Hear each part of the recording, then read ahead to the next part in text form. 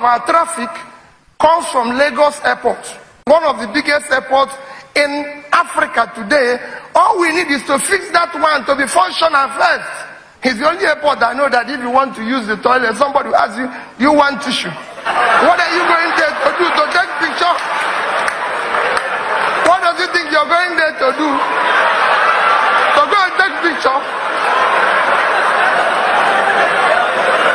You go there, you find out the facilities are not working. If you go to the VIP lounge of our airport here, they have 2 toilets. In the where all of us move from, 2. So you will always see queue.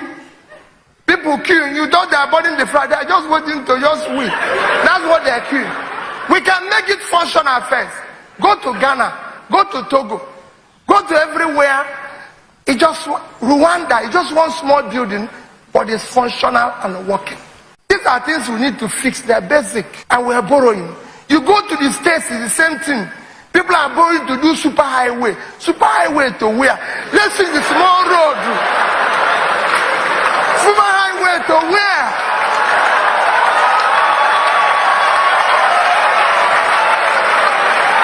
When we are saying that we don't have road to, we don't have small rural roads to reach to their village. That's what we need. If we can get that, that is enough. For the meantime, but they are borrowing. While I cannot claim to be professor of economics, and most people who are speaking today are professionals, I will speak as a trader.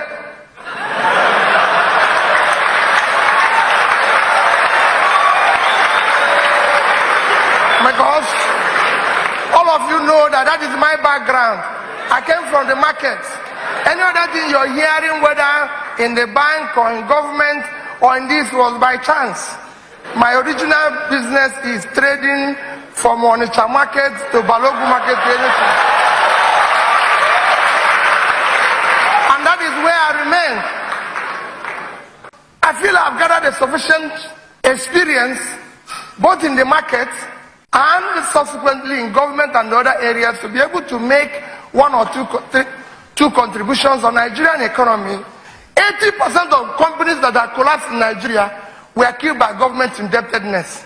This is the only country where government, governor, local government chairman orders anything without any responsibility of paying for it. I have a governor who has since left and is doing very well.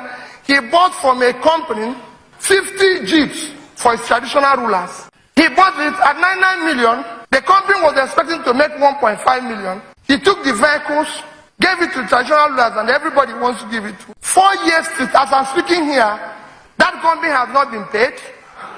They borrowed 300 million to do that job from a bank. Today they're at 25%. Today they've lost their profit. They've lost their capital injection. They are debt of 732 million as a result of that transaction. They sacked over 200 of their workers, and the governor has received all manner of title from the traditional rulers, and I've been given all sorts of award as a good performer, and is looking for the next post. We did the same thing I told you about Leo Stan. I went to him and said, you're a Nigerian company. We are going to buy this amount of computers from you. I can tell you what he told me. He said he doesn't deal with state government. I said, why? He said, payment is there. I said, Leo Stan, I will give you money before you supply. I don't even want you to give me anything. No bank guarantee. I pay you. If I look for you, I know where to find you. And I paid him, and he delivered. So was innocent. Innocent didn't give me bank guarantee. I can go on and on. Now that you've said we'll do made in Nigeria, I agree. Can we go to the government houses and make sure that all the chair and the beds there are made in Nigeria? Because that's where we will start. Let them come here and buy. I was number one customer of palm while I was in government. Go and ask them in Kaduna. I was not their number one customer. Because I insist you must buy made in Nigeria. So I agree with all those things. But we let us also pay them. I made a policy when I was in government that nobody should be owed more than 60 days while I was there. Go and ask, and I said to the platform here again, if any contract or supplier anybody who say that the day I left office, he was being owed for a matured certificate or payment that is due, come here, I will resign from politics. Never. Because it's people's money. You must support them. You people don't know, Nigeria is a signatory which says that if they don't provide you water, you can sue Nigeria. But that is, don't sue them, please. Because they will not. But so they sign all those things. They sign all those things abroad and come home here. And then throw away the papers in which they signed it. The only thing why Innocent was functional, I said it here in platform, and I'll repeat it again. When Innocent started his factory, he came to me. I said, Innocent, since you're in Anambra State, producing vehicles, and you're employing thousands of people from this state and surrounding, we will be your highest customer. Come and tell me whether you can produce a bus. Said yes. Pick up for police. Said yes.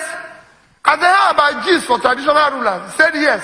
I said, since you can do them, Innocent, I'm going to give you an order. He's there, he will tell you. I gave him an order for 1,000 vehicles at 5 billion, and I paid him everything at least 180 days before delivery. I said, come, we'll give you money because we need you to be here. We paid everything up front. I told you before that when I was buying it, oh, the chiefs, everybody said they won't use it. They said the kids won't use it. They said nobody has tested it. But if it fell break, if you just say, don't worry. We will not bother.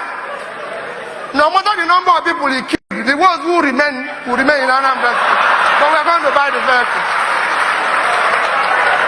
That's how we bought the vehicle. As I speak to you today, not one of those vehicles has had a problem. The treasurers are losing it. Everybody is using it.